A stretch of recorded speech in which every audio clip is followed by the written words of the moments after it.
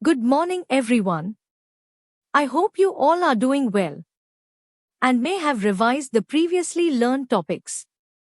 So now, our today's topic is measurement. 1 meter is a standard unit of length. We use meter as a unit of length and subsequently, centimeters and millimeters as smaller units of length. 1 meter is equal to 100 centimeters.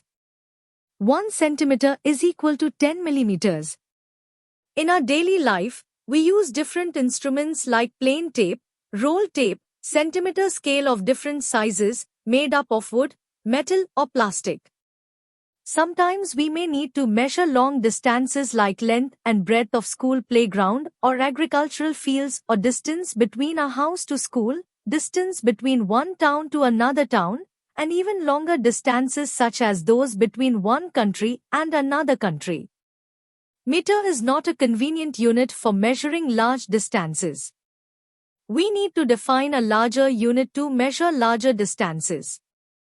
We use kilometer as a larger unit of length. 1 kilometer is 1,000 times longer than a meter.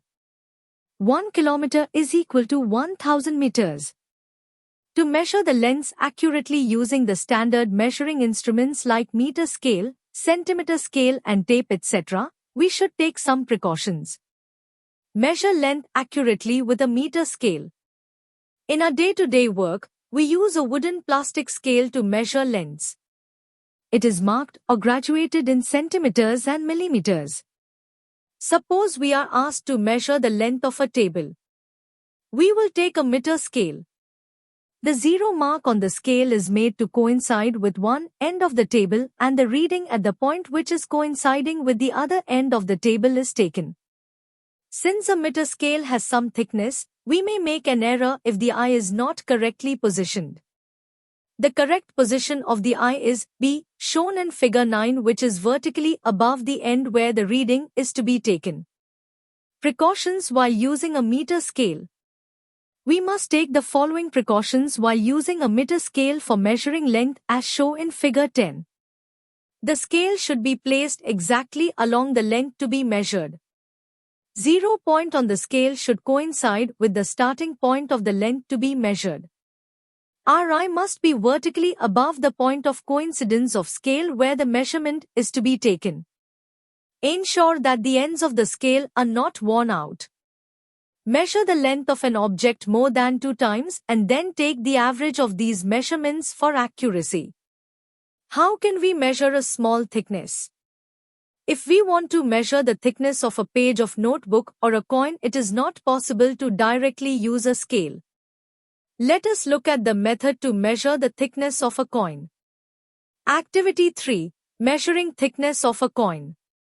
Take about 10 1-rupee coins of same size and place them one upon the other as shown in figure 11. Measure the total thickness with a scale and then divide it by the number of coins to get the thickness of one coin. In the same way, we can measure the thickness of a page of the textbook. We generally use a scale to measure the lengths which are in a straight line like the length of a room, length of a table etc. There are certain situations where the lengths are in curved line like the perimeter of bucket etc. Activity 4. Measuring the length of a curved path. Fix alpins at the ends of the curved line to be measured as shown in the figure 12. Now tie a knot with cotton thread at the first point of the alpin A and move the cotton thread along points B, C, D, E etc. Care should be taken that the thread is neither too tight nor too loose and see that the thread coincides with the curve at each point while moving along the path. When the thread reaches the extreme end of the curved path, cut it at that point. Remove the thread from A and then place it straight along the length of a meter scale and measure its length. The length of the thread is the measure of the length of the curved path. Thanks for watching.